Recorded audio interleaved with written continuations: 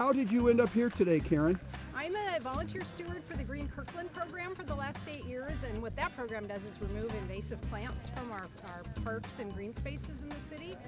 And today we're out here with the Save Our Trails group, removing invasive plants from the Cross Kirkland corridor. And the reason we want to remove them is that they will they smother the native plants that try to grow here, but in this case they're also blocking this gorgeous view of the Olympic Mountains and Lake Washington. And while we're at it, we're picking up a lot of litter and making this corridor just a more aesthetically pleasing place for all the people that use it.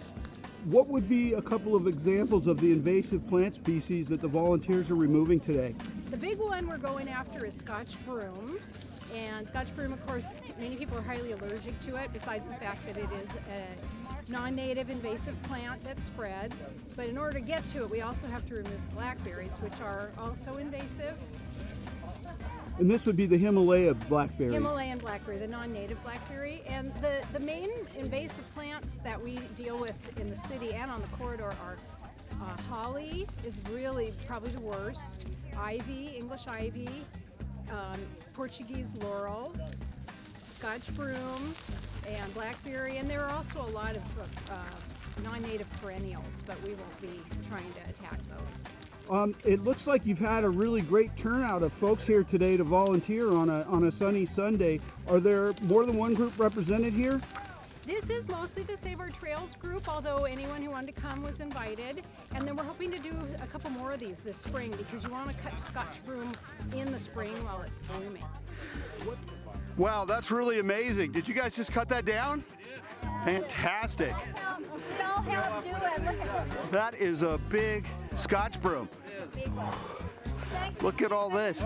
Yeah.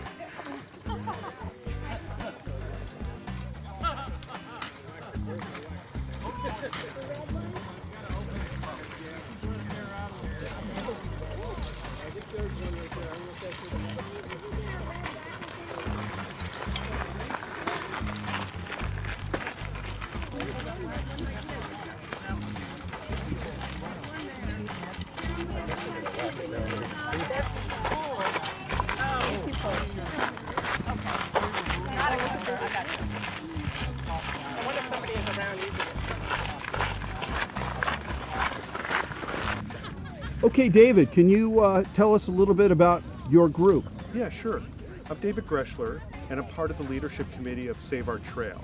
And Save Our Trail is really a citizen activist group who found out that there was plans to put either buses or rail on this beautiful trail.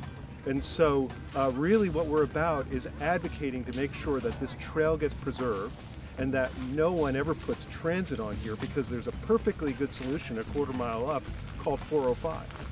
Why would anyone want to put transit on a trail like this? Can you kind of explain what the rationale is behind that? We have a freeway right over here. This has been here since about 1904, and it doesn't seem the kind of place, are people really wanting to commute between Totem Lake and South Houghton? I don't think so. I think if you live in Totem Lake today, you can jump on an express bus and be down in Bellevue in about 12 minutes. And even the plans that Sound Transit had to put a train through here would take 35 minutes. So it really makes no sense at all.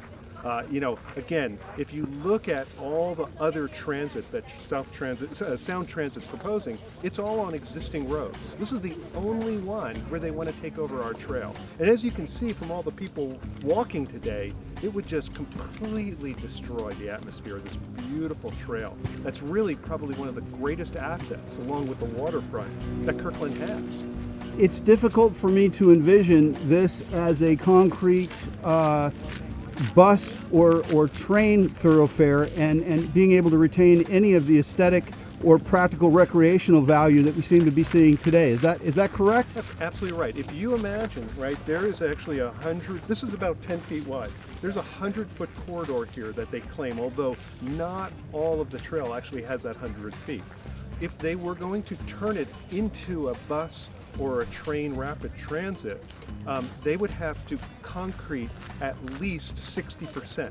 60 feet of it would have to be concrete. And if you look at their plans, they put these little 5-foot dividers where they plant a tree or two.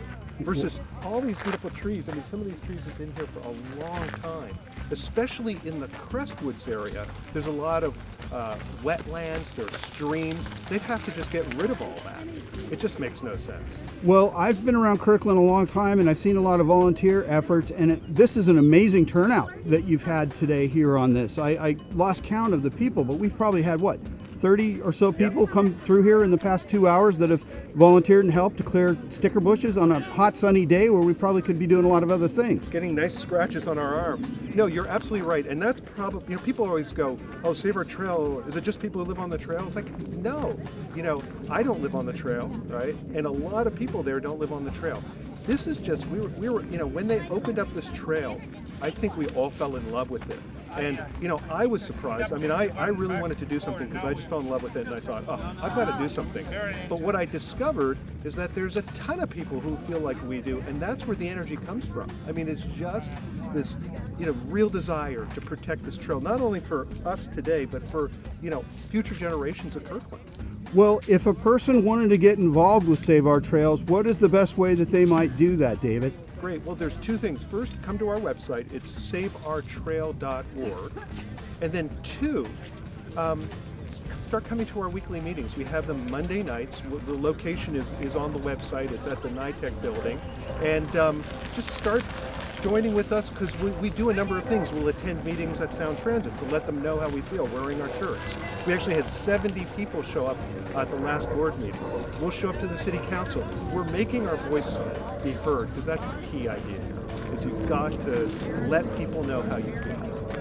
Well, that sounds fantastic. Thank you for all your efforts and all the efforts of your volunteers. I can't imagine a more grassroots sort of effort to preserve a community asset than what I'm seeing here today. Well, thank you very much.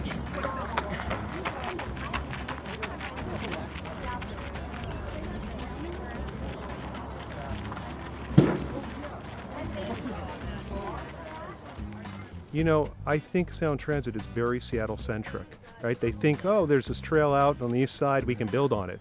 But just imagine for a second if Sound Transit proposed to put rails or buses on the Burke-Gilman Trail.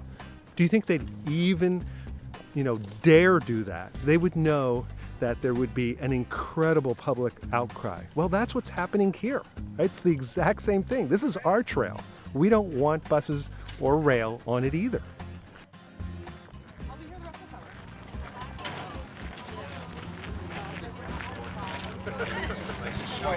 That's what's great about Kirkland. A bush. The people. I'll get it. Yeah, well, that's good.